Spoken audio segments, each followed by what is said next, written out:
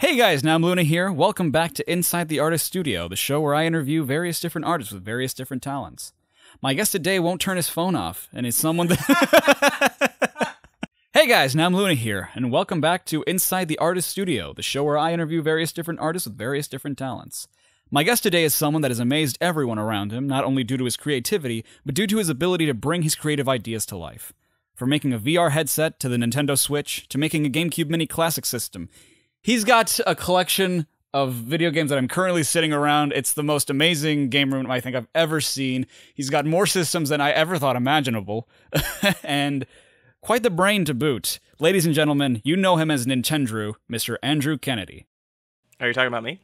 Yes, I am. Well, hey, how's it going? It's going very well. How are you doing? I'm doing well. Thank you so much, Drew. Welcome to my home. Oh, thank you. Thank you so much, Drew, for granting me this interview. Yeah, absolutely. All right. So we begin this by, obviously I know a little bit about who you are and what you do, but I like to ask the guests to describe themselves. And I guess my first non-question, because it's more of a request, would be to tell us a little bit about yourself. Okay. Well, I'm 5'11", and I've got kind of greenish blue eyes. No, it's true. No, you're not lying.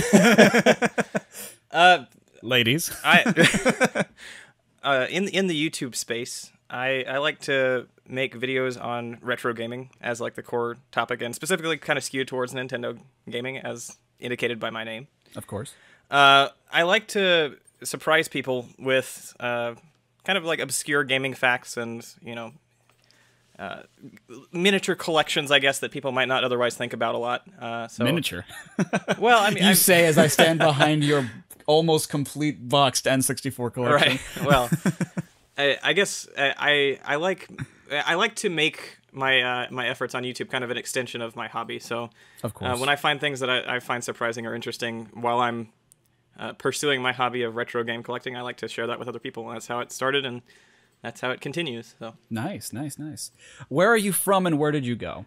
I am from Kentucky. Kind of in the middle of nowhere. There are not a lot of YouTubers out here, but and where did I go? I'm not sure. What do you mean by that? Where have you been? I guess like through the journey. Yes, like from birth. Oh, okay. And don't say your mother's womb, because we're going back that far. Okay. Yes. Well, yeah. I mean, I've lived in Kentucky basically all my life, aside from a couple stints in other places, but I grew up in kind of a sheltered home life, I guess, which is kind of funny because I wasn't allowed to have like a legitimate games console or any sort of like fun video games that weren't just educational PC games until I was like 12 or 13. And that was funny enough, that was when I got my first console was a DS Lite, which if that'll age all the viewers if you think that when 11 years ago was when the DS Lite came out. So wow. But of course I'd played a lot of Nintendo games at my friends' houses when I'd grown up and that sort of thing, and it was always something that was kind of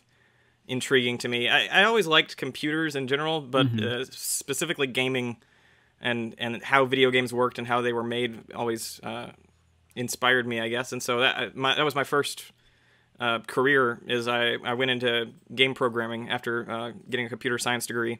Right. And then it was just kind of by happenstance that I started taking game collecting more seriously as a hobby right around the time that I was laid off from my programming job. And I'd always had some interest in trying to try my hand at the YouTube game, I guess. Right. And so I took that time when I was looking for a job to put more effort on that side, and it ended up becoming something greater than I had imagined. So that's fantastic. It got to a point that I felt like that was something that I needed to put most of my efforts into to kind of change my focus. And I'm glad that it's worked, because we wouldn't be here today if not for that. Yeah. It seems to me that like that actually happens quite a bit for a lot of content creators as well, is like when they're sort of secluded from that world, the intrigue is heightened, you know? Oh, like, yeah. I want to know more about this because this is fascinating to me. Sure. And I'm not allowed to have this.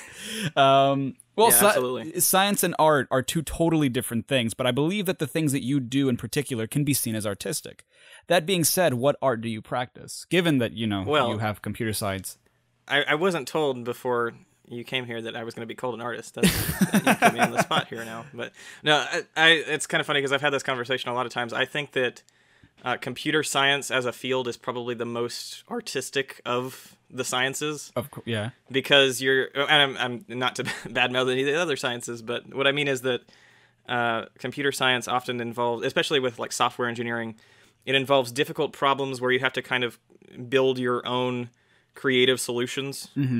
And especially with games, like clearly there's a lot of art that goes into games. You've got, I mean, there is like 2D and 3D art, like in the traditional sense, and there's also music and writing and design. But I think programming can be considered right up there with them. So I think it's that was a way that I started. It was kind of funny. When I was going through college, if I wasn't going to be a computer science major, my other options in the back of my head were writing, music, and art. Really? Those were interesting. Those were my backups. That very, very cool. Yeah, I mean, I can totally see what you mean because it's pretty much all science. Like it can be divided into two: sciences and art. And you're absolutely correct. Like science is a very objective thing, whereas computer science and programming are very subjective because there can be different. While programming itself is objective, the creative solutions to each thing that you're working on, that goes up to the programmer. Right, and in some ways it can be seen as like a mathematical art. yeah, I've never thought about it, but that's exactly what it is. But even going further than that, I mean, I've always had interest in stuff like graphic design and even film. Like I had a few classes when I was going through my undergraduate degree that I learned about digital video production, and I had dabbled with some 3D animation in college. I used to work on Source Filmmaker, like Team Fortress 2 animations. That's where I started my channel, because I started my channel in 2007, I think. And it was just kind of like a Dropbox for random video projects, but it was really in the beginning of 2017 that I focused on trying to put up a video every week and make it something good. So very cool. That's actually something I did not know. Both of you guys started your channels before I did, like a year before I did. That's really cool. At what point in your life did you know that you wanted to become a content creator? Specifically on YouTube? Yes. Well, I guess I knew, or toward the end of 2016, it was something that I was starting as a hobby, because I was watching channels like Metal Jesus Rocks and John Riggs, and they have a whole crew up in Seattle and in the surrounding areas that they are kind of the juggernauts of the retro gaming YouTube space. Right. And honestly, I've been thinking about what kind of sparked the passion for that, and one of the things that might be you might not expect was the release of Amiibo. Like, really? When Amiibo came out, like I had been collecting games, like kind of. I mean, I hesitate to say that I wasn't a big collector, because still, like, I mean, I had more consoles and games than anybody that I knew, like personally, but I would say I really started getting the collector bug when Amiibo came out, because then I was like, okay, they're gonna make one for every Smash Brothers character. I have to get each of those. That's really cool. Yeah. And that was right around the same time that then I got this mentality that's like, oh man, it's totally achievable that I could get one of every Nintendo 64 game that came out in the US, like that I could have a complete library, and that concept had never crossed my mind, and I'm kind of a pack rat anyway, so it was right up my alley. Yeah, it was a really exciting thought that I could try to like go for these collections, and now it's more like I guess I've mellowed out a bit, but I'm still searching for some other sets. Like I'm looking for a complete set of Game Boy Advance video cartridges now, so that's like a little obscure collection. That's the sort of way that I like to. Which, as I understand, at the time of this recording, you're just missing the one. Is no, that no, right? I've got a few missing. Okay. We almost found one of the rarer ones the Yeah, other day. yeah. I hope I get a call back about that. Yeah, so do I, honestly. I guess that kind of also explains, like, what process did you go through in becoming a content creator as well? Yeah, it was really like I mean I was working my programming job when I started to I got inspired by those channels, and I thought, I guess I started because I saw their videos and thought that there were other topics that they had not covered that I wished that they would, and I had a moment where I thought, well, I have the know-how, like I can make a video, I could go do what I wish they would. Yeah, so, right. That's how it started, and I think that's. If somebody's looking for advice, that's one of the biggest pieces of advice I can give them for YouTube as a platform, is to find that niche that you like, that you wish you could find, something that doesn't exist that you wish you could watch and make it happen, Yeah, awesome. If you can recall, when and how did you become interested in computer science, given that it's your major?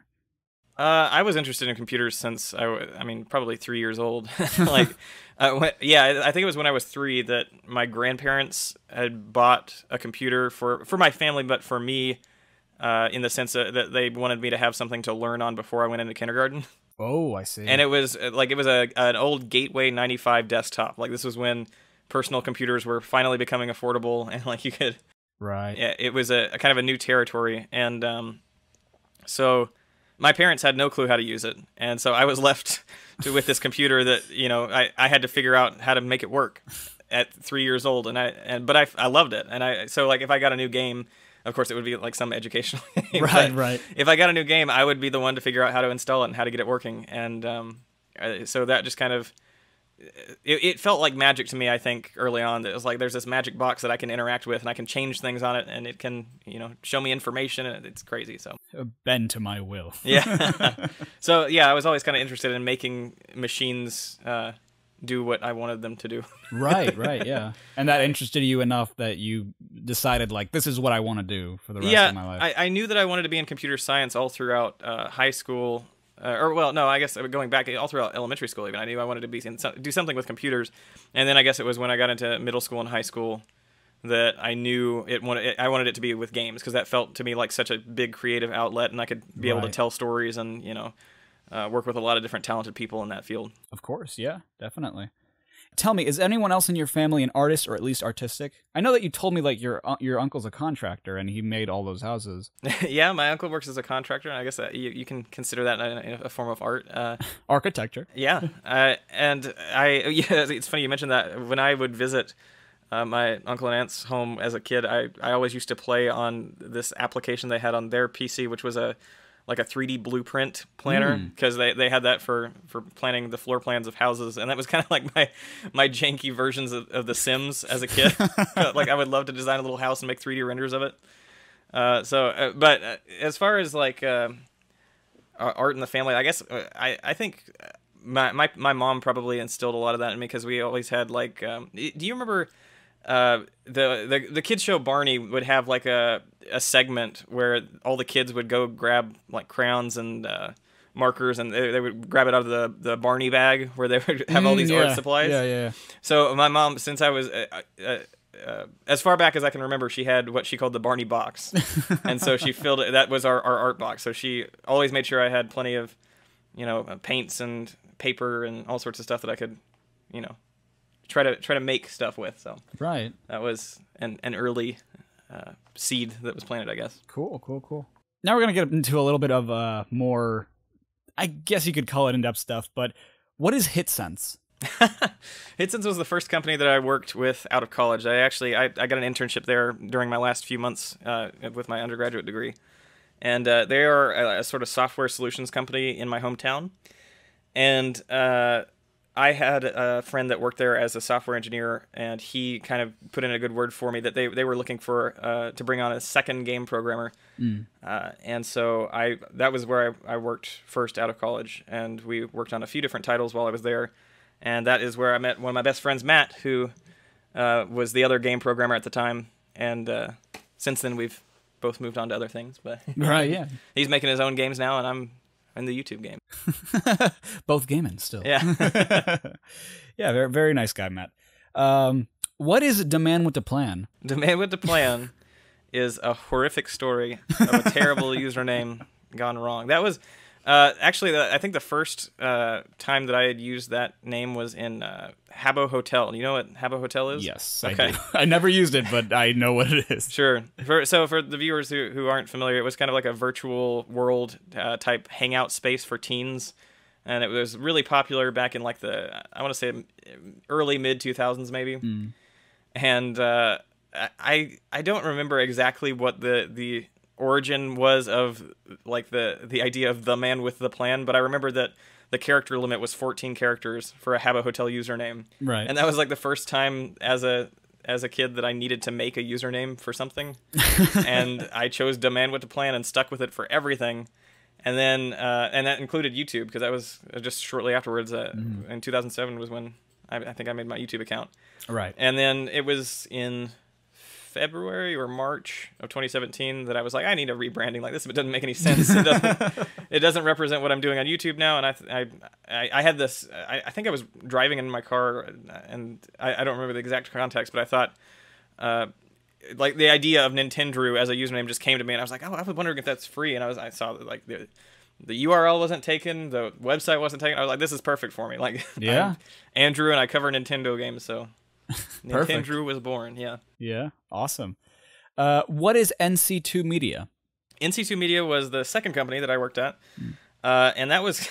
I actually I don't know how much I'm allowed to say about it, because it was kind of like it was a weird situation. It's kind of like almost a research and development lab for mobile games. I see. So it's owned by a kind of an eccentric billionaire by the name of Brad Kelly, and he is kind of famous for being a reclusive.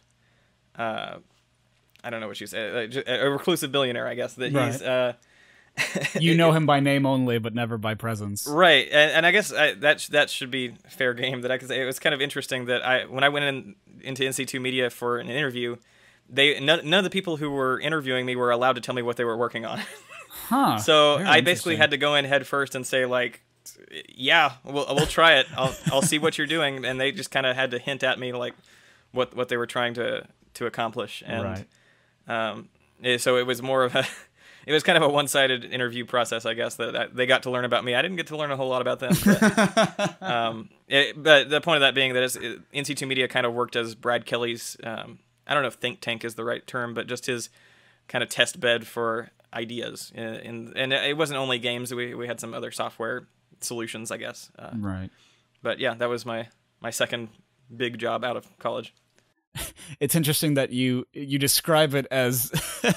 Well, not that you use it as a descriptor, but that you say, I don't know how much I can say about it, and yet apparently I don't think even you know anything about it either. Well, yeah, I mean, I know what I worked on. Oh, okay, fair game. So I don't even know if anything that I worked on ever saw the light of day, or if it might still be being worked on. I have no clue, because now after I'm gone, it's all cut off to me. So. Right, exactly. You mentioned some of them earlier, but who would you describe as your influences? Yeah, my biggest influences would definitely be that whole crew of retro game collectors up in the Seattle, or the greater Seattle area, I guess. So that would be Metal Jesus Rocks, John Riggs, Kelsey Lewin, Kinsey Burke, John Hancock, Radical Reggie, and I know I'm going to be missing people, so I'm not even going to attempt to list everybody, but that whole crew has been really inspirational. I also kind of, like, it's funny that people tell me that I look like Chadtronic constantly on my channel, because I did take some influence from Chadtronic, in as much as that I really like the way that he kind of framed his shots and his overall brand image, so I took those as kind of like starting points when I decided to really kind of make a cohesive image.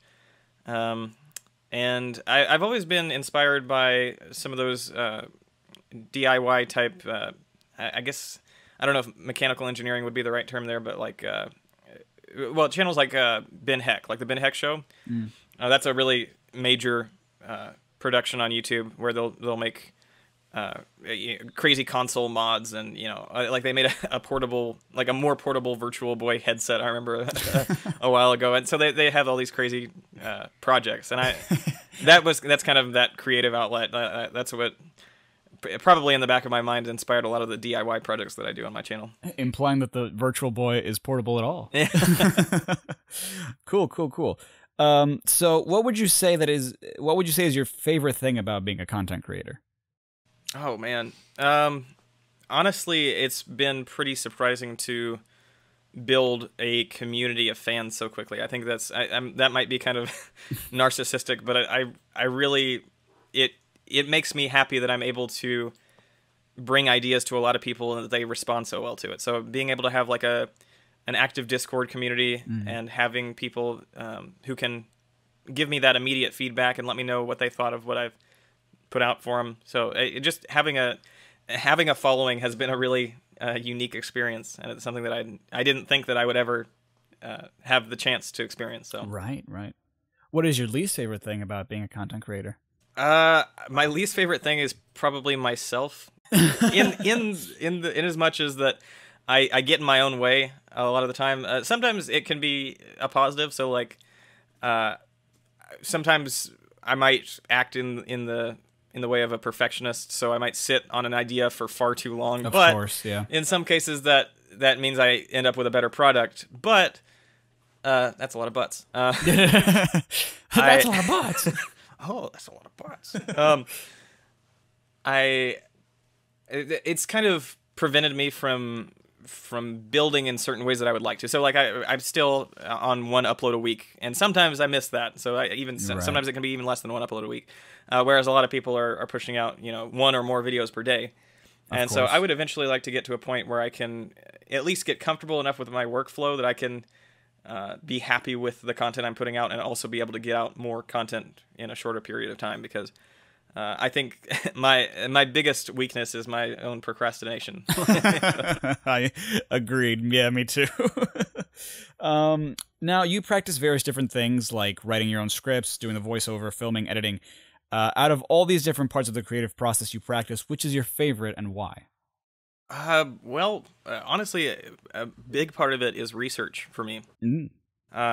So whenever I make a video, 9 times out of 10, it's going to be something that I've seen and that has surprised me, that really intrigued me. So like I made a video a few months back about 5 N64 games that were ahead of their time. And the kind of headliner title there, the one that was featured on the thumbnail, was Morita Shogi 64. Mm. And that is a Japanese exclusive board game, like a virtual board game, which is also known as Japanese chess. And that's it. Japanese chess. But the intriguing thing is that the cartridge has a built-in modem for online play. So that was something that was totally unique to the 64 library. Mm-hmm. And I first saw that from one of my followers on Twitter, that they had posted an image of it. And I was like, whoa, that is insane. That's really cool. I'm going to go on eBay and grab this thing right now. And then I kind of like naturally came to the idea of the other games on the list. And so, I mean, I guess that's getting into script writing, but just the excitement of finding something that I think other people are going to get hyped about. Because you got hyped about it to begin with. I love to be able to pass that sort of stuff on. Yeah, awesome. How has your time on YouTube changed or enriched your life as both a content creator and as a person? Well, I definitely don't think I could go... Well, I could, but I don't want to have to go back to a 9 to 5 after being a content creator on YouTube. It's really kind of opened my... Like, people have talked about being an entrepreneur and how it can be freeing, and you set your own schedule, be your own boss, that sort of thing. It never really appealed to me to the point that I would consider taking that on, head on my own. But this has kind of thrust me into a position where that's my reality. And aside from some major downsides, like the fact that YouTubers don't get like healthcare coverage and that sort of thing. Of course, yeah.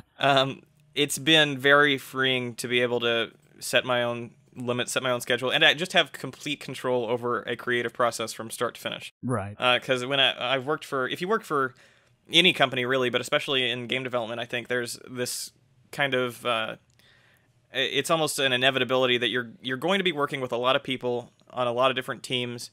And it's not an environment that's very conducive to having like one person has their image and they get it from start to finish, and it's something that they're able to share with people. So, and that works well for some people where they just want to be a part of something bigger.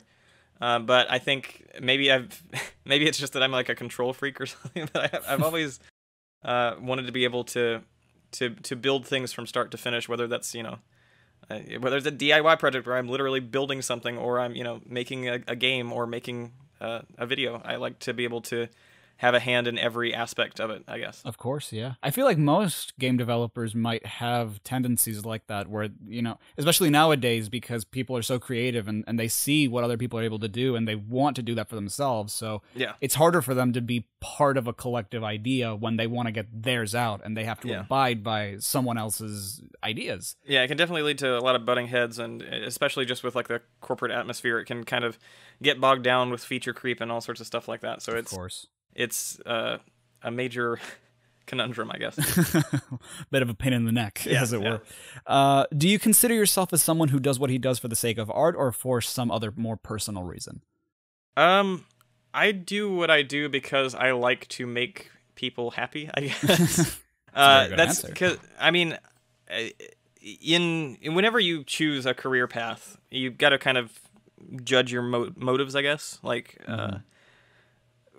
I could be working in, research, like medical research or something, and trying to be like making the world a better place actively. Of course. But I think that, well, comedy is a great example of that. I think that there are definitely forms of art that can enrich people's lives in ways that aren't necessarily immediately tangible or like measurable. So I think that,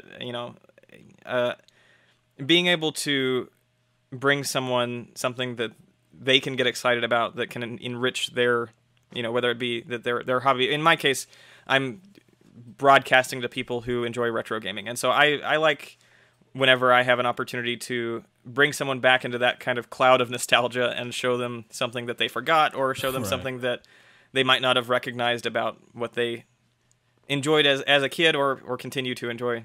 Or present day, or might have not even known to begin with. Yeah. I mean, that was my case.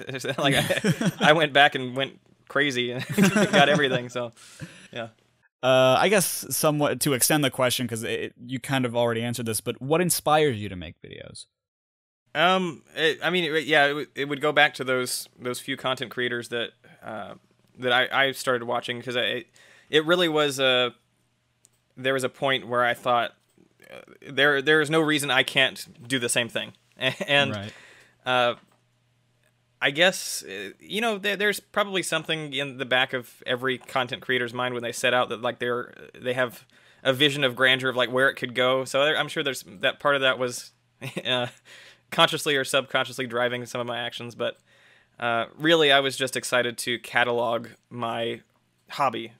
So the hobby of retro gaming became the career of chronicling retro gaming. So I guess it was just my love for the games themselves that ultimately led me to try to cover some of that. Right. Out of all the videos you've made, which would you say is your favorite, and why?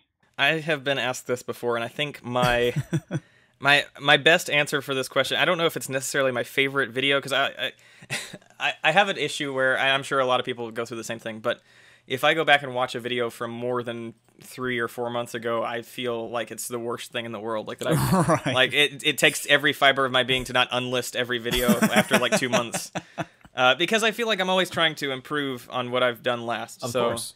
And I'm constantly learning from other people and from my own mistakes, like trying to build a better YouTube video, I guess. But one of my favorites on my channel would be my complete Virtual Boy collection review, basically. I don't know that review is in the title, but that's the concept behind it. All right. So I was excited about putting together my second complete Nintendo console library, and the Virtual Boy was like the easiest target because it only has 14 games. So that's what I did, and that was like my hobby. My life outside of YouTube was hunting down these 14 games for a little while there. And after it was done, I put together this sort of mega review where I showcased each of the games that came out for the failed system, and took a kind of I put myself at a distance and tried to give as unbiased a review of each title as I could. Like showcase the gameplay, talk about what its story, a brief recap of how it came to be. Right. And talk about my impressions of it. Because so for each game in that list, I had to find the game, first of all. Yeah, of course, not easy to do. Yeah. I had to play it, and I had to make my own impressions about it, like give it a fair shake. And so I think that's something that took a lot of effort. There was a lot of behind-the-scenes work for that one, especially because like the Virtual Boy doesn't have a video output port, so there's no way to capture footage. Well, there's no feasible or high there's quality no convenient way yeah.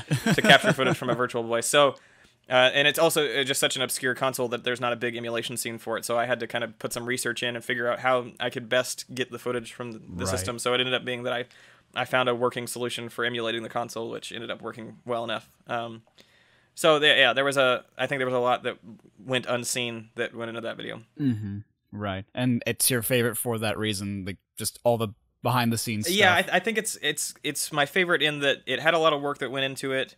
It's a pretty comprehensive topic. Like I covered every game that came out for the Virtual Boy in America in one video, and it's also I've been told that it's sort of unique in the thought that I covered them all with an unbiased view, because a lot of people will just go into the Virtual Blaze and say, this sucks, it's headaches and eye cancer, right, guys? So I really wanted to kind of give them all a fair shake and take them in the context of when they came out and say, of course, yeah, what are the best Virtual Boy games? So that's which would be Tetris.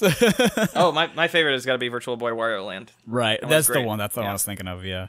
And I guess to sort of expand on that, this wasn't really a planned question, but being that we're sitting among so many different consoles and different games, and that you collect them, which would you say is your favorite? I don't know if the IQ would count, because I know you love this thing, which is I'm holding it right now. Yeah.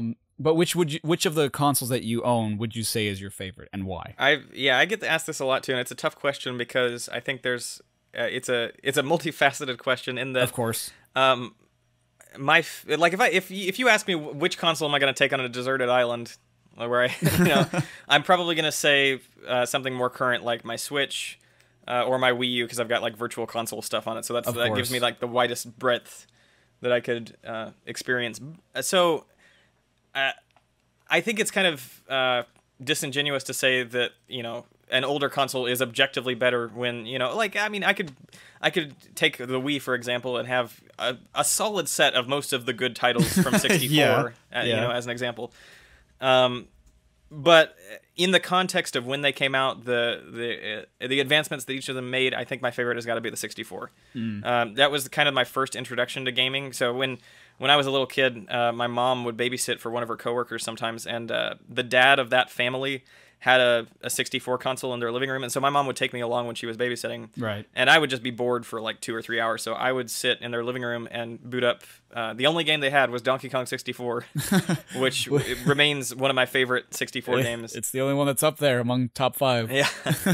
So, and I was totally new to games at the time, so I had no clue what I was doing, but I couldn't get past like the first 45 minutes of just like intro. Right. In Donkey Kong 64, I couldn't figure out what to do, but it was still like I had the time of my life just running through that same segment over and over every time I would visit. Right. I just thought it was really, having not experienced that as a really young child, it was almost like a new world had opened up. It was like, oh man, it's like an interactive fantasy, like interactive movies or interactive books. It's funny that you mentioned that, because I've heard it. I don't know why I never saw them I never saw video games like that, but I've heard them described time and time over as interactive cartoons. Yeah, and I'm just like, that is so interesting to view them that way, because you're right, you're absolutely correct. That is in essence what they are. Yeah. And a lot of people find that incredibly fascinating, and I do not blame them. Growing up, did people consider you weird or particularly different? Because a lot of artists I know kind of felt like that before they even took art seriously. Well, you wouldn't have called me a popular kid, I guess. Right. I mean, I'd always been a little bit nerdy, and I guess, I can't say that I was ever in the in crowd, so I don't know that I was necessarily targeted as like a kid to be picked on or to be put in a corner, but a wallflower maybe. Perhaps. Yeah. So I went to. This is kind of a story in and of itself, but I was. Yeah, that's fine. I had an abrupt change in my education when I went through high school, because I ended up attending what it's called the Gatton Academy, and it's an academy here in Kentucky, which is. The gist of it is you take the last 2 years of high school, and instead of finishing them through your standard high school education, you go to live on the local college campus and take college courses to take care of your first 2 years of your undergraduate degree credits while fulfilling the requirements for your high school diploma. So when I was 15, I moved out of my parents' house and moved onto a college campus. Okay. This I did not know until today. Not right now. I learned this like an hour ago, and even I was surprised. I was like, whoa, what? Okay, well, now we're talking about this, because I did not know this. Yeah. But the point of me bringing that up is just that at that moment, I was kind of transplanted into an environment where all the kids were as weird as I was. So did you feel comfortable there? Yeah, it was definitely a more, educationally nurturing environment. Right, of course. Yeah. Yeah. Well, that's interesting because you wouldn't think, right, that you would feel out of place, being so young, surrounded by some older people, but apparently not. You apparently were right at home. Yeah, it definitely felt. I mean, of course, there's the aspect of just like the freedom is neat. Every teenager wants freedom, so Right, it's like a plus in that regard. But it was I highly recommend it. It was a good experience. If you're 15, get your first 2 years out of the way. Now, I don't know how many people know this, but I know a little bit about a robot named Carl. Can you tell us who Carl is? Yes. Carl is this kind of... it's been a project that I've had in the back of my mind since 2013, I think, as far back as it goes. And it is kind of my perpetually ongoing side project. I grew up more with PC games at first, just because, like I mentioned, I wasn't allowed to have a games console until I was 13. But shortly before then, I was allowed to play some PC games, and of course, there are some classics that everybody got a chance to play. But one of the ones that stood out to me was Cave Story. Cave Story was a huge indie game back. I want to say it came out around 2004, maybe something like that. And so the reason I bring that up is it's one of the major inspirations for my side project, Carl. And basically the idea was I wanted to build a game project from start to finish as a single person dev. So just kind of to get the experience of, and at the time I wouldn't have called myself a programmer. Since then, I've gotten a degree, I've gone through 2 jobs, and now I'm a YouTuber. but I'm more than qualified enough. Well, maybe. But I loved the idea of, I mean, even just like stories like Cave Story or Undertale or, those kind of indie darlings that came out of they're like the brainchild of this one person.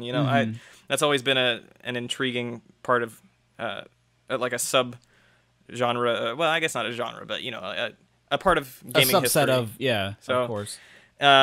It's an ongoing project that it seems to change every year. It's kind of on hiatus now that I'm like focusing on trying to build up my YouTube community, but it is not canceled. I'm still working on it. Thank goodness. Yeah, but it's a 2D RPG platformer type game. So if you think of like it's got a lot of similarities with Cave Story or with even Super Paper Mario is a big inspiration, I think, for it. Yeah. And there's information out there. It got greenlit on Steam like years ago and still hasn't moved. And yeah, I noticed. I'm like, wow, it's greenlit on Steam, and there's just nothing yet. Right. Yeah, it's just life happens, and of course. I can't say whether it will ever be finished, but I certainly hope it will. I'd like to be able to go back and revisit it. Of course. Definitely. I think we would all love that. So, we move on to the more professional aspect of this interview. How do you think someone becomes a content creator? I know you've only had like a year's worth of experience in a more professional setting, but in your experience, how would you say how do you think someone becomes a content creator? Do you mean more like what is the reality of it, or how should someone go about it? A little bit of both. Okay. I think a lot of the time it happens by accident. Yeah, I agreed. I think a lot of the people who are making a living on YouTube now didn't expect that to happen. And honestly, I feel like that's a big misconception, or maybe not a misconception, but a property of the process that people might undervalue is, I think all the best YouTubers are rooted in passion. I think those who go about it in a way that they say, like they start out and they say, I have a certain number of subscribers and a certain monthly revenue in mind, like I'm working towards this goal, and that's their primary driver. I think that's almost doomed to failure from the start. Like any channels that at least in my experience, the channels that I love to watch the most are the ones that are truly passionate about their individual topics. So of course, I mean, there are of course the oddball, corporate project where they like. I don't want to call out any names specifically, but when a company goes about making a successful channel. I think it can be a very different process. But yes, agreed. When an individual or a small group of individuals come together and work on kind of a passion project, I think it is one of the biggest inceptions of the current popular YouTube channel. Right, yeah, of course. What's the essential thing a content creator must know? I think they need to know how to better their own content by learning from those around them, I guess. Okay. So I've met a lot of people who will ask me for advice that don't seem to really want it, I guess. and not to say that like that they take advice poorly or that they're defensive or anything about it. That's not what I mean. But what I mean is there is so much value in being able to watch the people who are making similar content to you and being able to pick out what they do better than you. Right. And it's not That's like interesting. it's not a competition. Like when one of us succeeds, it kind of tends to lift us all up, you know? Yes. But agreed.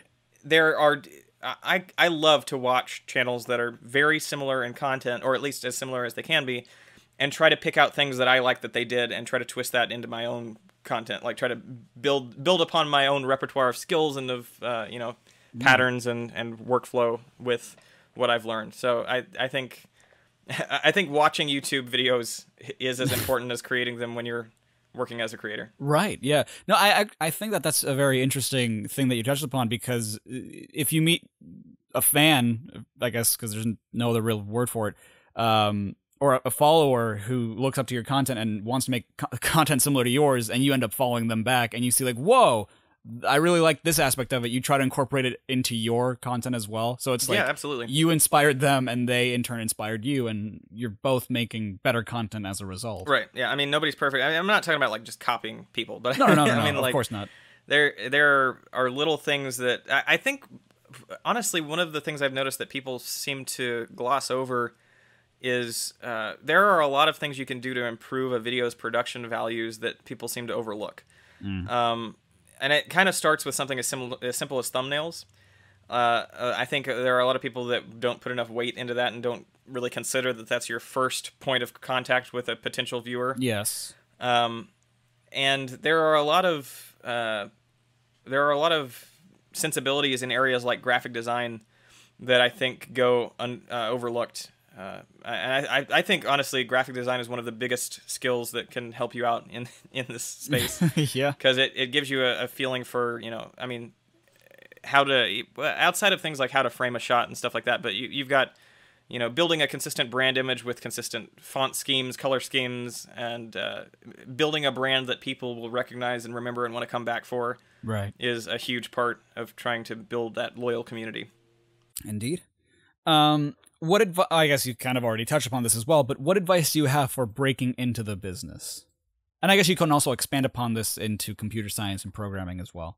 Oh, sure. Yeah. Well, for YouTube, I mean, clearly it is not a competition, but there is a lot of competition. Yes. In that there are a ton of YouTube channels and a lot of people who want to break into that space. I heard recently, I don't know if there's any truth to it, but I heard that one of it may have been like the #1 choice or one of the top choices of kids in middle school now that they want their potential career to be a YouTube content creator, which kind of blows my mind that that's gotten so big in the public eye, I guess. Well, it's funny because Nathan and I actually were talking about that as well, and it's our generation, or I guess whatever you want to call this generation's movie stars, Yeah. Back in the day, it's like, oh, do you want to be a movie star? That's a silly dream. And I mean, people have it's happened. A lot of people have made it there. And now, since it's shifted to a more personal aspect where it's like, oh, you don't have to go to an agency or you don't have to go to LA. You can do it from the comfort of your own home. That's probably where they get that sort of inspiration. Yeah, there's a lot of freedom to kind of work on your own and make something like... in the YouTube world, aside from like talking about production budgets and stuff like that, we're pretty much on a level playing field. We all have the same. I don't mean like, I'm not saying that I'm gonna go make a video that's gonna do as well as one of the top content creators on the platform. But what I mean is that you potentially could. we can all make reasonably similar quality content. Right. Of course. And in that respect, I think it is kind of similar to game development in that there's never been more tools available to someone who wants to go out and make an indie game. Like, that's something that is super accessible now with tools like Unity and Game Maker. Like, some of the biggest titles of the past 5 years have been made with those kind of entry-level tools. You know what? That actually, it's funny that you touch upon that, because that really blows my mind to find out that Undertale was made in Game Maker. Yeah. I'm like, Game Maker is a software I used like back in 2010, and it looked like the most dinky, like freeware. I think Hotline Miami and Hyper Life Drifter were really also both Game Maker games. Yeah. And nowadays it's like I wouldn't say it's industry standard, but it definitely is. It's bigger than it was. Yeah, exactly. Like you said, it's a very accessible tool, and people are using it. Yeah. As far as just starting out, like I was kind of in a unique situation with my channel in that I already had a small subscriber base when I started. I had about 1,000 people just from my years of posting just random stuff. Your demand with the plan days. Yeah. So when I turned it around and started doing weekly gaming content, I had a group of people that, you know, they didn't all want to watch what I had to say because I changed the direction radically. But there was at least a few people who saw this and said, like, oh, what is this? You know, I'm interested. I'm going to share it with some folks. Right. I think your hardest step, at least from what I've seen and what I've heard from other content creators, is going to be that step from 0 to 1,000 subscribers. Like, building that first foothold seems like it feels like an insurmountable goal, but I think you really need to be able to pinpoint ways that you can kind of grab that first foothold. So your first step should be reaching out to friends and family. I mean, if you don't have any viewers at all, if you're sitting at 0 subs, 0 views, you can reach out to friends and family to share what you've made, and you know, that's a good first step. I think there are a lot of nice tools that are available now that weren't available, you know, 4 or 5 years ago. Like as an example, like Facebook lets anybody pull out ads for whatever they want, for, you know, whatever budget you want. So when I was first starting out on YouTube, I would pull out like maybe a $5 or $10 ad campaign for every video I would upload, and that just kind of got it in front of maybe it only gets to another 200 people, but that's 200 people that you didn't have before. Of course. When you don't have anything, that's major. Outside of that, I would say a lot of people go into the YouTube space thinking that they're going to be, you know, the next Markiplier, the next Game Grumps, especially in, I think that's in the Let's Play community. Yeah, right. The gaming community as a whole tends to think, you know, like, oh, they're just playing games, I can do that. Right, of course, yeah. So it can be very tempting to just kind of do the exact same thing, and a lot of people just want to be able to take that formula and do it themselves. But I think that you know, 9 times out of 10, your best performing videos are going to be something totally unique, something that you can provide that other people haven't yet, and that's not impossible. It can feel like there's no new ideas under the sun, but I mean, my biggest video still to date was that video on the Switch VR headset, where I was kind of testing to see how the Switch might perform as a VR platform, and this was following both the Switch's launch and the leak of a patent which showed Nintendo was considering making such a headset. Right. And it was just, when I thought of that concept, it was just kind of is this feasible? Is this possible? Yeah, well, it started as this like aha moment where I was like, oh, I've got this generic tablet headset sitting around from an old project. I've got a Switch, and I just read that there's this web exploit where I can run custom footage on it. I have the Citra emulator, so I can get HD footage of Ocarina of Time 3D, and then I all these puzzle pieces kind of aligned, and I was like, I can make something that no one's done before. Yeah. That people would be interested in. And those ideas, and I'm not saying that you can do that every time. I come up with an idea I get excited about like that, like maybe it's been, I mean, I can count them on one hand since I've started. So right. But I would always keep an eye out for that sort of thing, like find your niche. And I think it can seem impossible, but I think it's very, very feasible. Right. You said something, this is a little off script, but and it's not even a question, it's just a comment. You said something that I think is really, really important, and it's everyone thinks that they can take that formula and do it themselves.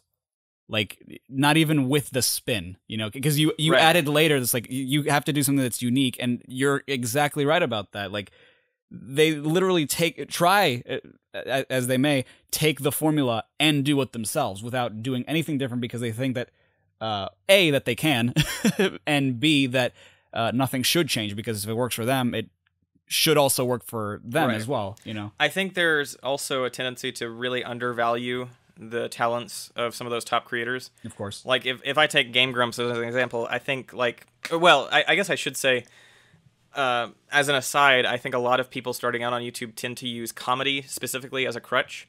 Yes. People think that you have to be funny to be a good YouTuber, because a lot of the best YouTubers are hilarious, right? Of course. But I think it's easy to try to fall onto that and say, like, oh, I can be funny. My friends think I'm funny. You know, I'm gonna go be the funny YouTube gaming guy. And they'll think you're funny. Right. But it's so much more than that, in that the people who make a living from that sort of content are insanely skilled at what they do. Like, Right. I'm almost 100% certain that I believe both Aaron and Danny from Game Grumps have a background in comedy education and like improv and that sort of thing. They've worked on this dynamic for years and years and have just absolutely, you know, honed their craft to the point that they can consistently put out amazing comedy content every day. Right. Yeah. No. And I mean, the chemistry that they have, I think, is a big element as well. Yeah, and I think especially with maybe the older generation, that's something that goes over their heads. Maybe that it's this thought that why would anybody watch someone else play games on the internet? It's well, I mean, it's useless. But you know, it's not. There's so much that goes into it that the people same don't can consider. be said about. A lot of people have said it, but like the same can be said about sports. You know, like why would anyone bother watching sports? Why not play it yourself?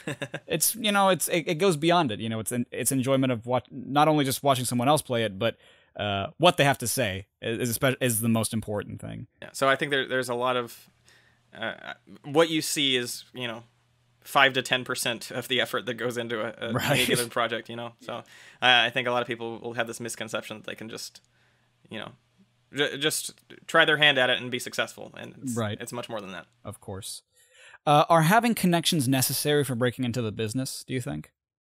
I wouldn't say so. I don't know that I had any connections. I mean, I've made them, of course, along the way. Of course. And they've been super helpful in that respect. But, I mean, I was just sitting in my room, making videos for myself, like kind of chronicling what I had noticed in retro gaming as a hobby. Like one of the things that I made early on was a video about how to collect on a budget, and it was really just that I had kind of written my own rules for myself and thought, there are other people who might find this interesting. So, and the point of me bringing that up was that I think I reached an excess of 30 or 40,000 subscribers before I'd ever been in contact with another YouTuber, and I think I recently saw on Twitter that the gamer from Mars, which I think he's sitting at, I might be vastly incorrect, but I want to say it's something like 500,000 subscribers, somewhere around there.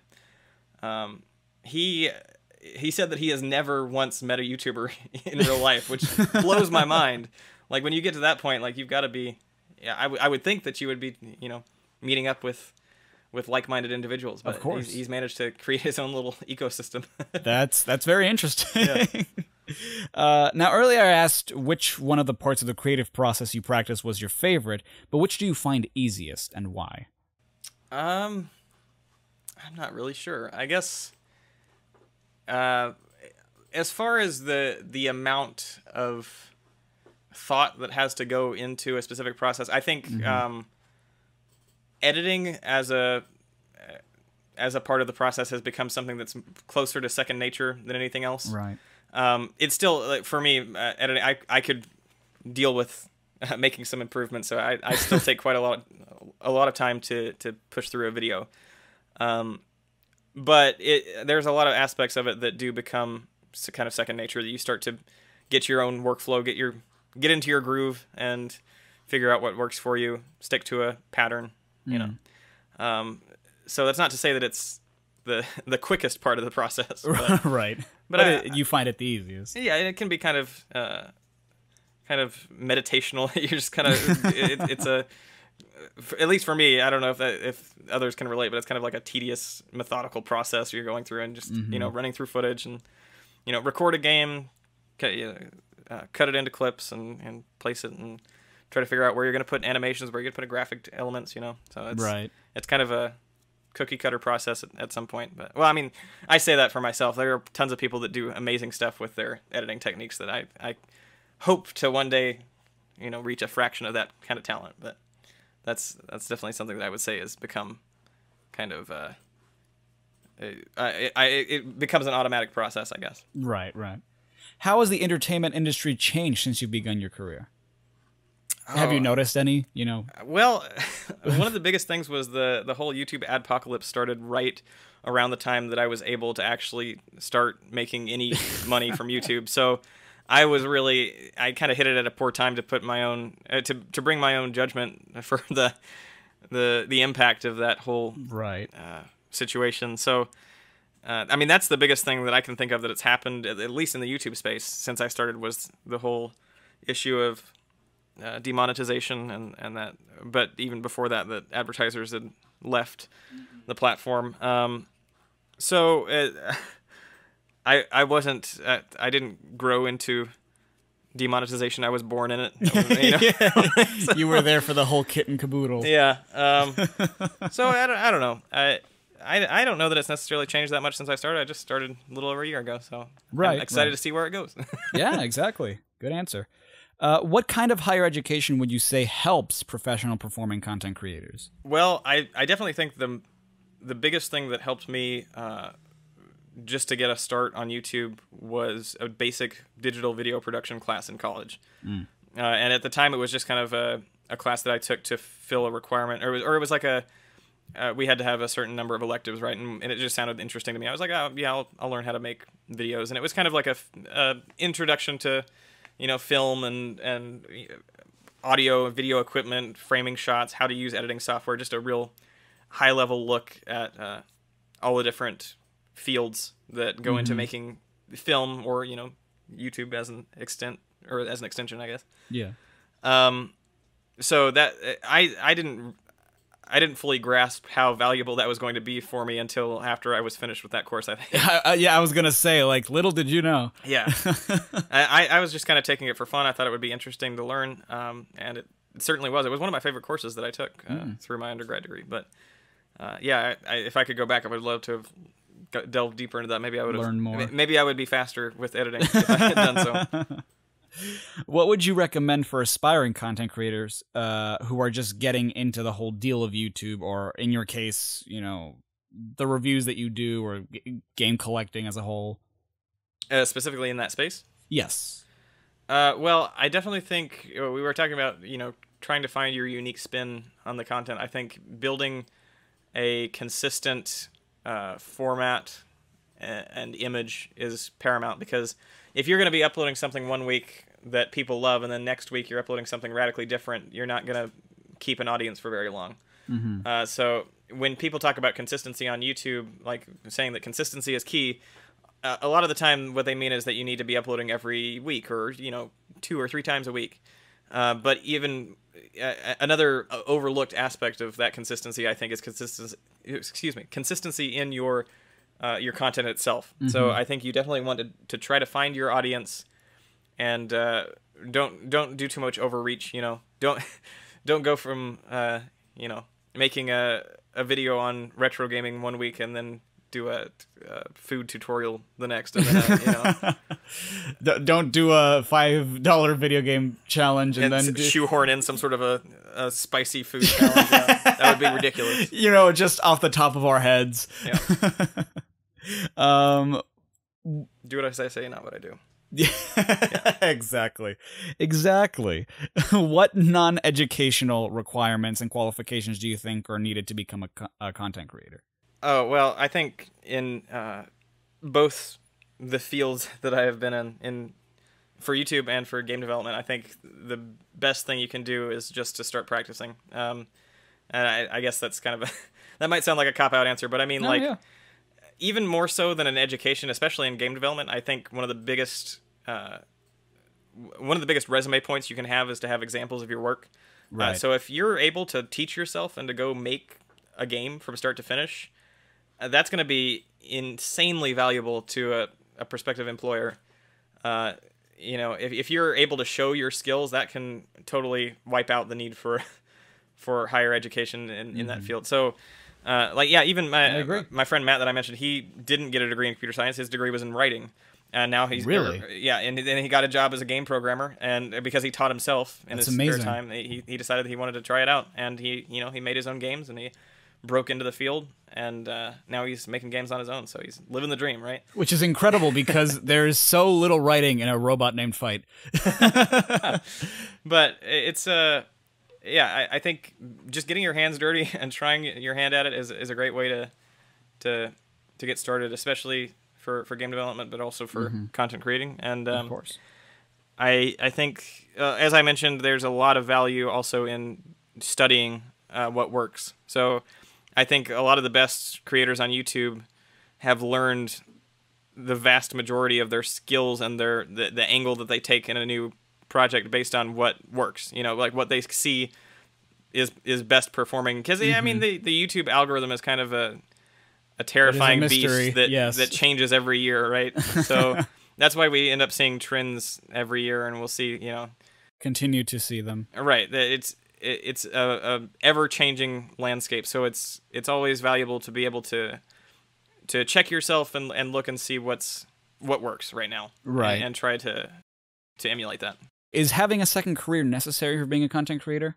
In a way, yes. You don't want to have. You don't want to drop everything and just live on a wish, right? You don't want to be too gung-ho about it, but also it can absolutely be your one sole career. If you get to the point that you're able to consistently make great content and people are willing to support you in making that content, you can absolutely be a valid career choice, and it is for thousands and potentially tens or hundreds of thousands of us, so right. I think as you get started, you should definitely kind of have that backup plan. Like I wouldn't, in going back to your motivations, or your motives rather, I don't think that you should start a YouTube channel if you're looking to make it if your number one goal is to make money, like that. Right. Yes, exactly. That's a poor goal. But if it happens and you end up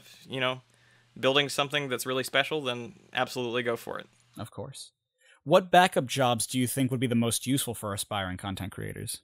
I think there's a lot of at least around here, I've seen that there's a lot of opportunities for people who want to get into videography and just kind of, companies always need to have commercials or of course, ad spots. Even tech companies will need little. I mean, you could still work on YouTube for a company, because a lot of companies are trying to branch out into that sort of social media space. I think a lot of what I've learned in my time on YouTube, maybe it's kind of backwards, but I've learned a lot about social media marketing and about trying to build a consistent image throughout, all the different platforms that are popular any given year, right? Right. I think that's definitely a booming space right now. I have a good friend who's working in that as well. So just trying to learn the ins and outs of, search engine optimization is another part of that, so. Of course, yeah. It's very fascinating that you mentioned that because people often forget that they hire people specifically to run corporate social media accounts. Right, yeah. And, especially because you think like, oh, well, I can do that. But yeah, you can, but the company doesn't have the time to do it themselves, so they need to hire someone specifically for that. Sure, yeah. Which is the most common second career content creators seem to have, if you've noticed any? Oh, that's a tough question. I'm not sure. It seems like, honestly, everybody I talk to has a different story. I don't know that there's any real consistency to it. Like, I know Metal Jesus Rocks used to work as a QA tester for Sierra back in the day, and he's brought some of that knowledge into his content. I know John Riggs staying in that space. I think he's still working as a radio DJ, which is kind of interesting. Yeah. I think there's a wide breadth of different fields that people come from or can fall back to, I guess, in the worst case scenario. But right, of course. What's the usual process that you go into when making a video? Well, the spark of almost any new video is going to be, like I mentioned, it's something that excites me, something that is really interesting to me in a moment, and I think, wow, that would make a great video. Right. So I don't often just kind of sit down. It's not a process where I sit down and think like with a blank slate, like, okay, what am I going to do this month? I have I use Google Keep, which is like a Post-it note type organization app, and I have this ever-growing Post-it note of backlog ideas that I think would make cool videos. So when it comes time to work on a new project, it's always like I look at my board and try to pick something off that sounds fun, you know? Right, yeah, of course. Because it's got to be something that I'm vastly interested in. Right, it's got to be something that I'm going to be passionate about, because that ultimately shines through when you have that finished product. So exactly. After I pick out a concept, it usually goes to research, because I have a lot of... that's not going to be the case for everyone, but most of my videos involve a lot of kind of, did you know? So you got to make sure you've got your facts straight. Yeah. Yeah. You have to make sure that you have your information. In my case, oh no, of course. I personally go through and write an outline for what I want to cover, and then I flesh that out into a bigger script. I am really bad at trying to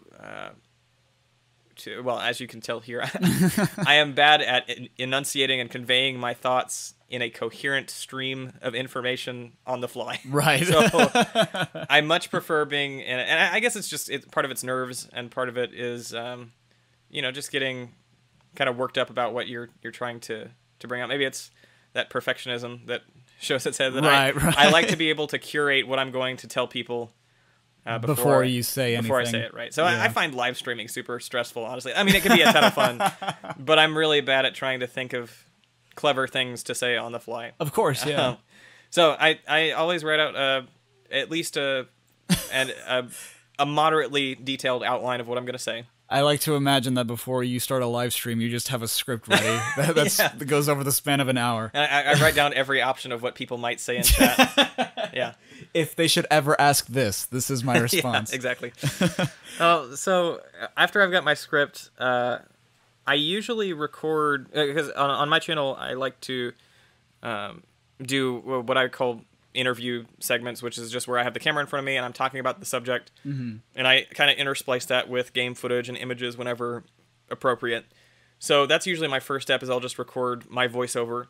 I'll go back and pop that into my project, see where I can show relevant images, relevant video, gameplay, and then I'll grab some B-roll footage. So like if I'm talking about a specific console or a specific game, I might go to a corner of my room and record some footage for, like a turnaround or just showcasing something that I'm discussing, a visual aid.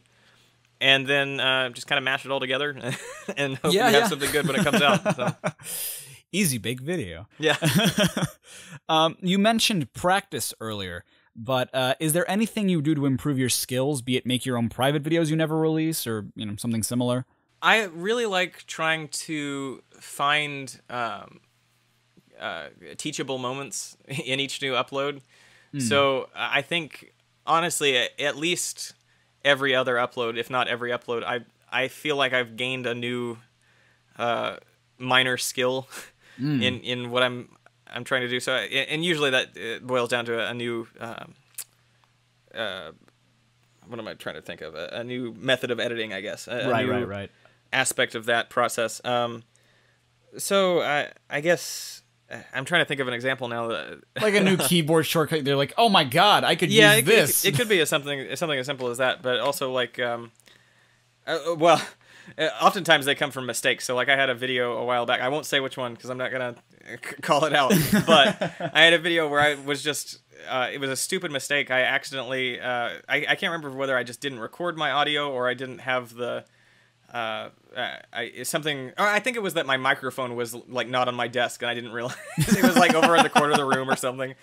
And so my audio track was just totally shot. And so I had to learn how to basically do my own ADR and re-record my voice track. You ADR'd it. Yeah. Oh my gosh. So the entire voice track in that video, whenever you see my face, that's not me talking. I mean, that's me talking in post. So that is incredible. That was something that I didn't have to do that. Like really, I could have just set it all up and recorded it again. It wouldn't have taken that long. But that was a moment where I thought it's going to take about the same amount of time, and I'd like to see if I can pull that off because that might be a useful skill down the road. Right. So.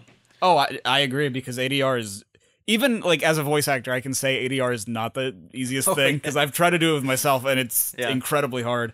I think I had one video where I went to go grab something out of my closet, which at the time was in the backdrop of my set. And when I came back to show it on camera, I forgot to close my closet door. And I actually learned how to mask and edit out that open closet door as a part of that video. Like what? That was a technique that I had not done before, but then I go search up tutorials and try to figure out how to do it so I don't have to, restage the whole thing and try like put on the same shirt. Right, yeah. So that's, I guess I've never really thought about it, but a lot of my, a lot of the skills that I've developed in that space have been from mistakes. No, that's, I mean... like trying to cover up mistakes, I guess. Yeah. That definitely, because I've always said this myself too, because like that's the best way to learn. Yeah, because it's like, okay, yeah, I remember that specific time that I messed this up. That's why I know it exactly. Because like if you try to learn something, or at least this is kind of how I see it, if you try to learn something because you want to know it, like say for example, you wanted to learn how to mask, you're gonna have a harder time, right? Because you don't have a motivation. Exactly, and you don't have any practical reason to learn it yet. Right. You just want to. In turn, when you have a mistake, you're just like, okay, I got it. I need this. Yeah. This is paramount. I have to do this right. I have to do this right. Another good example I was thinking of was that I made a video about the best... it was a 64 collector's guide. Mm-hmm. And so I briefly mentioned some of my favorite controllers for the N64. Or like, what are the best controller options when you are first starting out? Right. And when I recorded for the video, I had like a clear set of controllers I wanted to show off in my mind, and then during the time that I was editing it, the Retro Fighters Brawler 64 controller came out, or was announced, or something like that. And it had come out. That's right. I got it in the mail for review.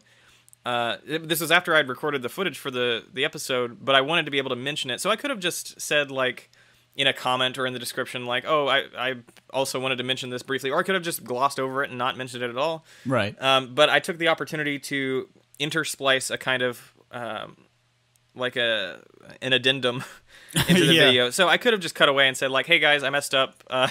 There's this extra controller. But instead I took it as a teachable moment, and I actually learned how to make like a VHS stop effect and made it a whole thing in the video where I was like...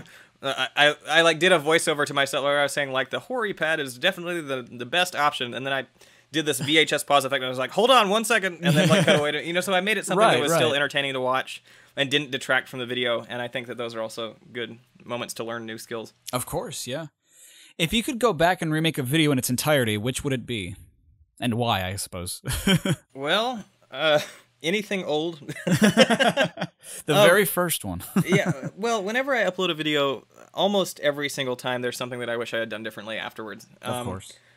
And I'm not just talking about like looking farther back than a few months and just cringing at my own mannerisms, but I mean, like going back very early to like that Switch VR video, I had felt like I had sufficiently expressed my position and my thoughts about the Switch's capability as a VR platform. Mm-hmm. But a huge number of comments said, like, what did you think about it? You never told us what you thought about it. And I felt that I had. Right. But I guess in retrospect, I had spoken more kind of, I don't know necessarily in like third person, but I'd said like, you might notice this, or instead of I noticed that this was the case. Right. So, you can tell. Right. I think a lot of people took it to be that I didn't really express my full thoughts about it. Whereas I just didn't get that from when I was kind of in my own bubble watching the video back. I thought, yeah, that's great, Yeah.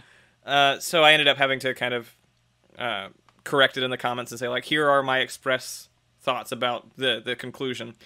And a part of that was probably just that I didn't have that big of a following then, and I didn't really think that people cared that much about what I had to say about it. Honestly, I'm surprised myself that people would care enough. Right. They usually don't. So I wouldn't necessarily say I would want to go back and remake that video because there's no real reason to talk about it anymore. But all that is to say that there are always things that you'll notice afterwards that that you might want to change, and sometimes it's not feasible. Like another good example that's kind of become a meme in my community is I made a video about all the M-rated DS games. I know what you're talking about. So I put together the complete set of M-rated DS games, and immediately I had a huge number of comments coming through, like the people who want to be know-it-alls in the comments and say like, hey, actually Call of Duty came out on DS, you forgot Call of Duty. Actually. Yeah. And I got tons of comments like this, and just for reference, there are, I think, 3 Call of Duty games on DS, and each one of them are rated T for teen. So take that. So people had been misremembering or had assumed that because all the other Call of Duty games are rated M, that the ones on DS would have been as well. Right. And that's something that immediately I thought, oh man, I wish I had said, you might think that Call of Duty was rated M, but actually it's rated teen, so it won't be on this list. But at the same time, like, there's no way I could have seen that coming.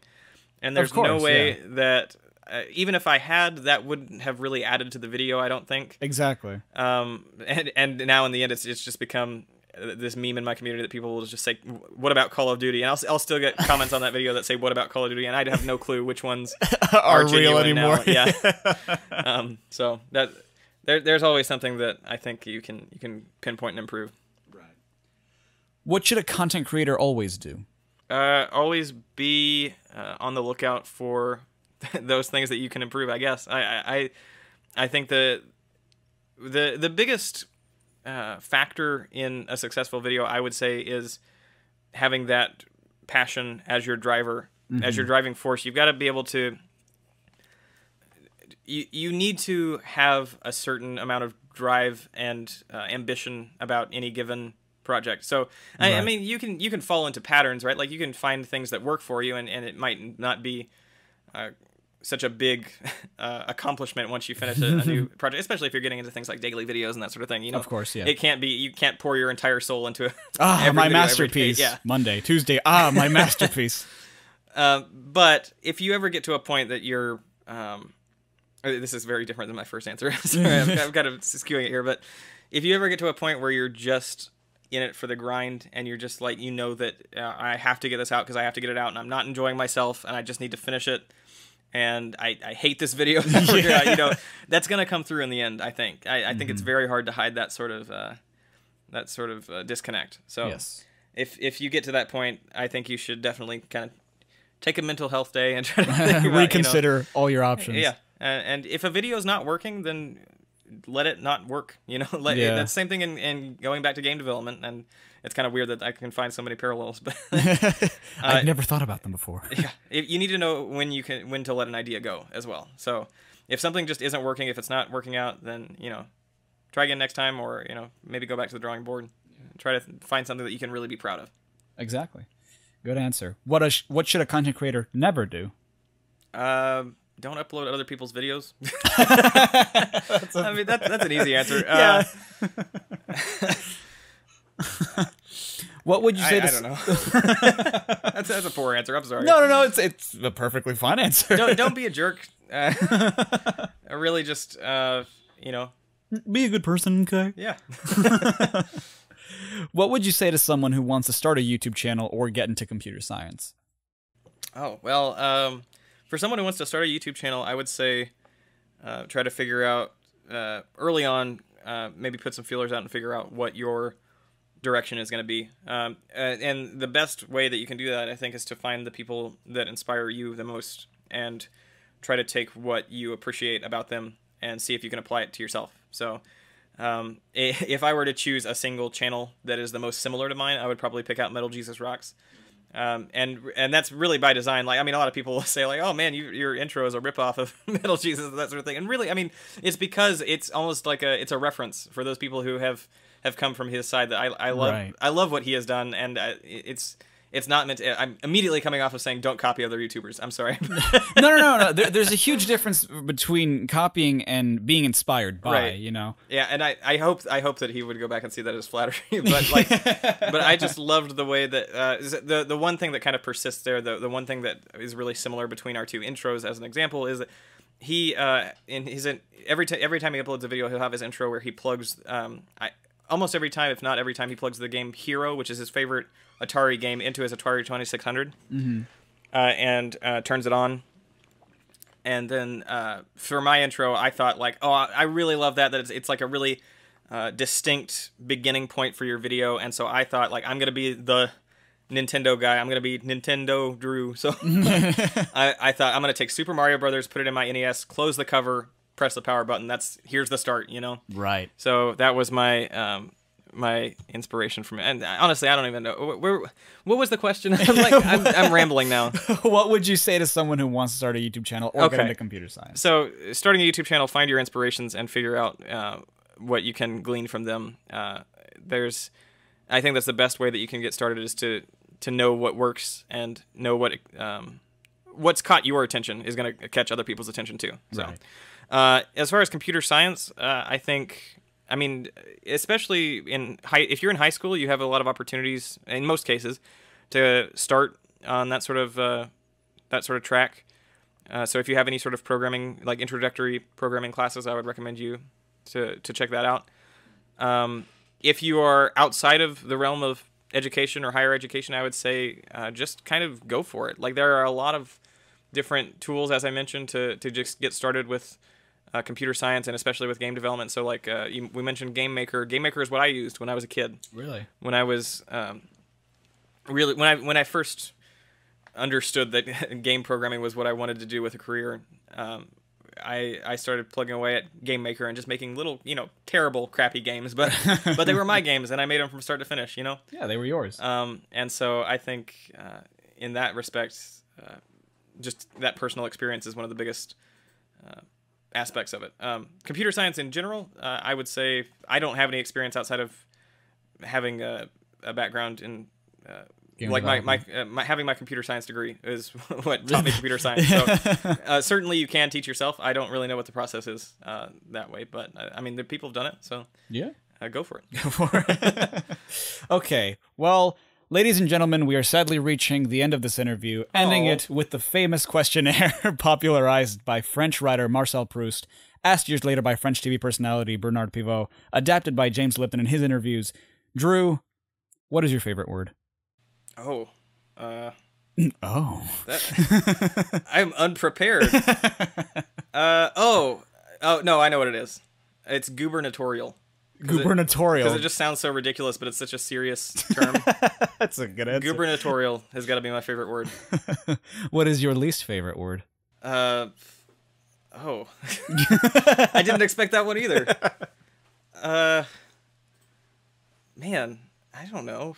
I've never thought about it. Yeah, I don't want to turn this into another story, but people ask me, like, what's my least favorite game or my least favorite console? I don't like to think of things in the terms of what I hate the most. Yeah. So I have no idea, man. I hate the word no. Yeah. What turns you on creatively, spiritually, or emotionally? I definitely think that some of my biggest inspirations come from the other people who are kind of chasing their own dreams and their own aspirations. So, I mean, I'm a broken record now, but it's just those people that kind of shoot for the stars and go for their own goals, or make you feel like, that's a real possibility for you too. So. Right. So would you say other people turn you on?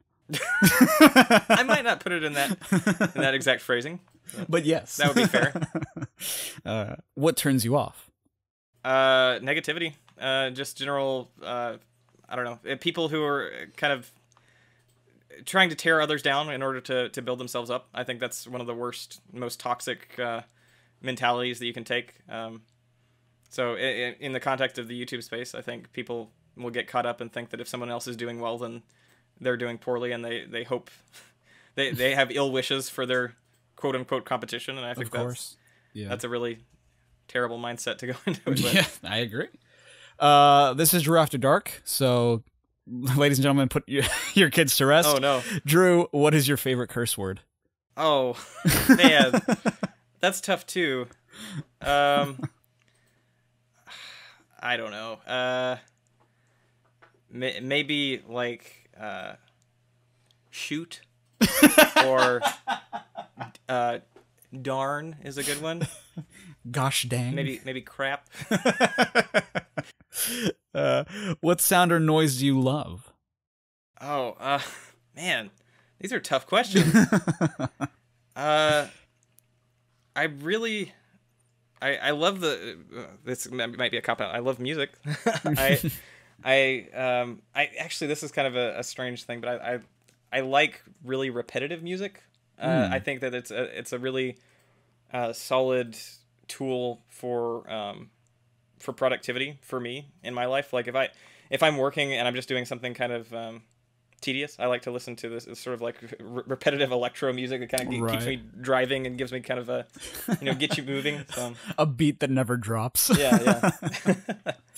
What sound or noise do you hate? Again, I'm sorry to bring up negativity, but no, that's all right. There's not a lot of noises that I hate. Like a lot of like nails on a chalkboard or things like that are easy cop outs that people but honestly it's not. So like I've never been that sensitive, I guess, but man,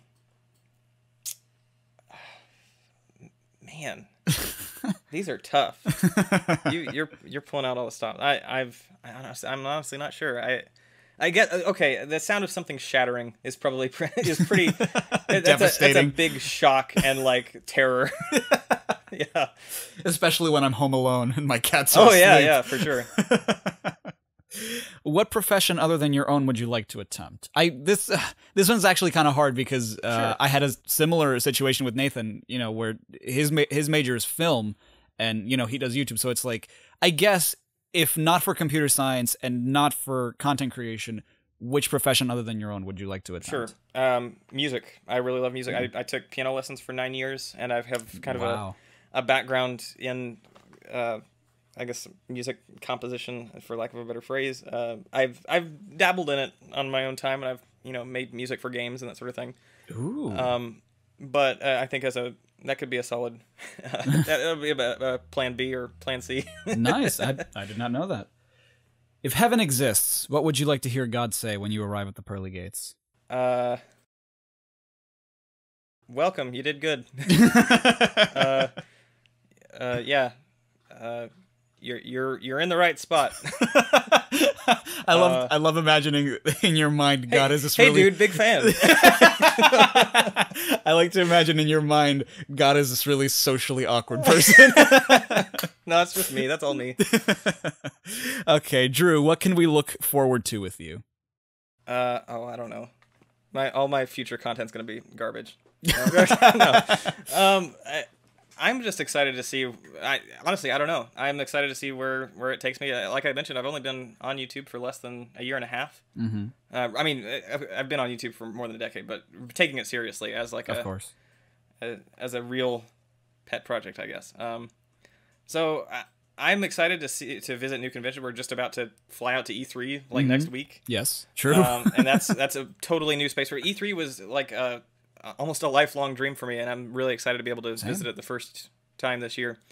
And just bringing that up in an effort of saying, like, I'm visiting other conventions this year. I'll be at Too Many Games later in the same month, and I'm trying to book some more conventions for throughout the year. And so that's been something new in my life, and I feel like every month passes, and I kind of get closer to this Goldilocks zone of what I want my channel to be. So this is too big, this is too small. So yeah, I'm excited. I'm just as excited to figure out what that will be as you guys are. Cool. Where can we follow your social activity? I am at youtube.com/Nintendrew. Contrary to popular belief, it's not Demand What to Plan. Liar. Twitter.com/Nintendrew_, or at Nintendrew_. Because someone took my Twitter handle. Let's see. Facebook. I'm on Facebook.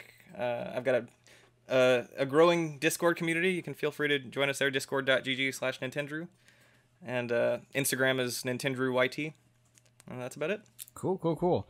Well, Drew, you're like one of the most talented dudes I know. Oh. Like, you are so dedicated on what you do, and you do it so differently and efficiently, because I was actually introduced to Metal Jesus Rocks through you, knowing that it was your inspiration, so I wanted to check him out and see, like, okay, well, what sets Drew apart? And yeah, I can see the inspiration, and I can totally see what sets you apart from him. And I think what I like the most is that you go a little bit more in depth with the information that you're giving us, because Metal Jesus he gives a lot of information, but also a lot of his own personal opinion, and I feel like you're a bit more informative on that part, which is very, very interesting. I wouldn't say one is better than the other, of course. Sure. It's kind of skewed towards the same sort of stuff that, like, Did You Know Gaming tries Exactly. to, like, tell you stuff that you didn't know. Exactly. And you do it so efficiently. Well, thank you. A lot of people would take their career and apply it to specifically to their field, but you took it one step further to not only make awesome gaming marvels, but to make an awesome YouTube channel that is it just has an incredibly bright future. Like you're one of the many people that I've. Well, you're like the only person I've met that has had such a rapidly growing career, but you're among those people who have like started out this year or last year and skyrocketed. So when you do get big, don't forget us little people. Absolutely, yeah. Well, I don't want to. I would never try to jinx myself and say like that there's like, because people will ask me what's my next goal on YouTube, right? And I just kind of want to. I'm riding the wave right now, and I'm just really humbled to have the response that I have so far, and I'm really excited that people enjoy what I have to say. So. My goal is to grow. Yeah, I mean, always I want to look upward, but whatever happens, and I'm just happy to be along for the ride. Is there anything else you'd like to add for the viewers and other fans of your work? Yes. Make sure to smash that like button and subscribe to Chari5. Oh, thank you. For all sorts of amazing content, interviews, art, and whatnot. Thank you. He's a cool dude. Thank you. Oh, you are too. He's so cool that I invited him into my home to talk to me for an hour and a half. I specifically booked this interview. He wasn't going to, but yes, thank you for having me. Oh, no problem at all. Thank you so much. And with that, guys, we conclude this interview. Next time, we will be in LA for E3. Well, it might be before E3, it might be after, but I have no idea who I will be interviewing next. It could be Swanky Box, it could be Tetrabit Gaming, SMG4, Kevin, Simple Flips, any one of those marvelous dudes. I don't know when I'll be interviewing D-Pad Gamer and Nico BBQ. I will have to do that over the phone. Because unfortunately they will not be there, and that makes me very sad because I wanted to see Dad and Nico, but what are you gonna do? So until next time, guys, thank you so much, Drew, again for this interview and for your time. So stay safe and stay awesome. This is Chari5 signing off.